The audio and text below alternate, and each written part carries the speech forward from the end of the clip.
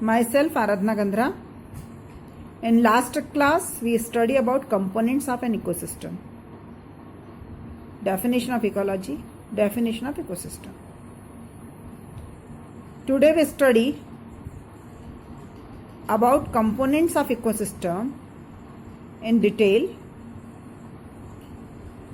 In previous class we study two type of components, biotic and abiotic components. पहले वाली कक्षा में हमने पारिस्थितिक तंत्र के घटकों, पारिस्थितिकी की परिभाषा, पारिस्थितिक तंत्र की परिभाषा के बारे में पढ़ा था और यह पढ़ा था कि पारिस्थितिक तंत्र के दो घटक होते हैं, जैविक और अजैविक। इन्हीं जैविक और अजैविक घटकों को डिटेल में आज हम लेने वाले हैं। First we take biotic component of an ecosystem. एक पारिस्थितिक तंत्र के जैविक घटक। The biotic components of an ecosystem are dependent on each other and can be classified into following three categories. Producers, number 1, example plants, number 2 consumers, example animals, number 3 decomposers, microorganisms. पारिस्थितिक तंत्र के जैविक घटक सभी एक दूसरे पर आश्रित रहते हैं और उन्हें हम तीन प्रकारों में, तीन श्रेणियों में वर्गीकृत करते हैं।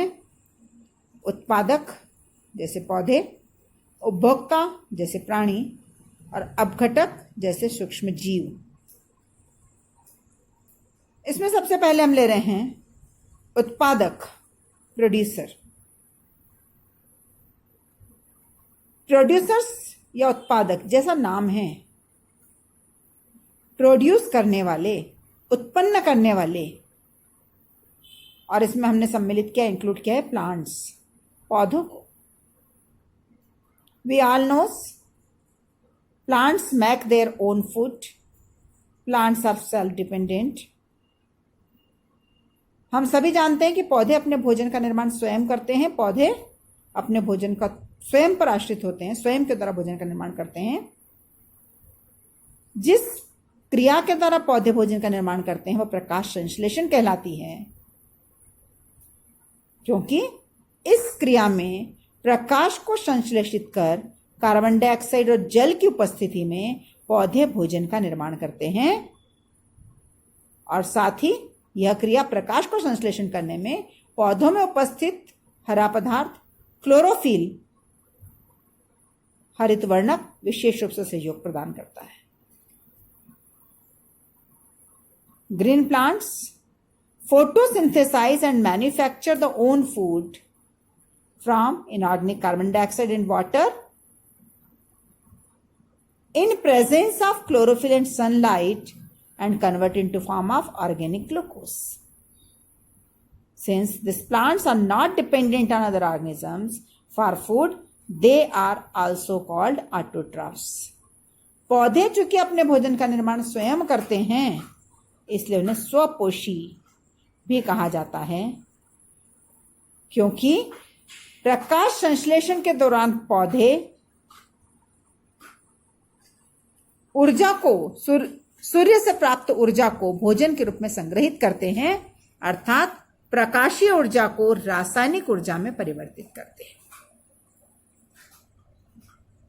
तो प्रकाश संश्लेषण की क्रिया के द्वारा पौधे अपने भोजन का निर्माण स्वयं करते हैं और प्रकाशीय ऊर्जा को, सोलर लाइट को केमिकल एनर्जी, रासायनिक ऊर्जा में परिवर्तित करते हैं और भोजन का उत्पादन करते हैं। इसीलिए इन्हें प्रोड्यूसर पारिस्थितिक तंत्र में कहा गया है। उत्पादक के रूप में इकोसिस्टम में इनको जाना गया है। दूसरे जैविक घटक की हम बात करें, कंज्यूमर, उपभोक्ता। ऐसे जितने भी जीवित जीव हैं जो अपने भोजन का निर्माण स्वयं नहीं कर सकते, वो उपभोक्ता कहलाते हैं, अर्थात भोजन के लिए पौधों पर आश्रित रहते हैं या उनके भोजन का स्रोत पौधा है, वो सभी उत्पादक कहलाते हैं। All the living organisms which are not capable of manufacturing their own food depend on plants as the source of food.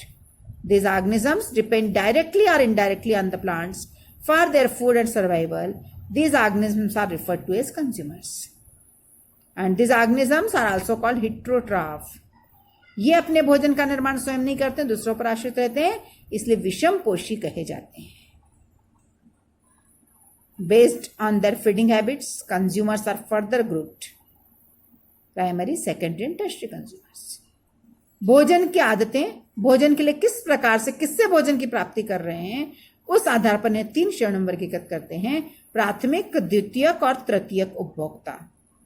प्राथमिक उपभोक्ता, primary consumer, are the animal which consumes only plants as their food. They are called herbivores. प्राथमिक उपभोक्ता वो हैं जो सीधे पौधे से अपना भोजन प्राप्त करते हैं और वे शाकाहारी भी कहे जाते हैं, जैसे चूहा, खरगोश, हिरण, बकरी, ग्रासहॉपर। सेकेंडरी कंज्यूमर्स, द्वितीयक उपभोक्ता, वे जीव जो भोजन के लिए शाकाहारियों पर आश्रित होते हैं।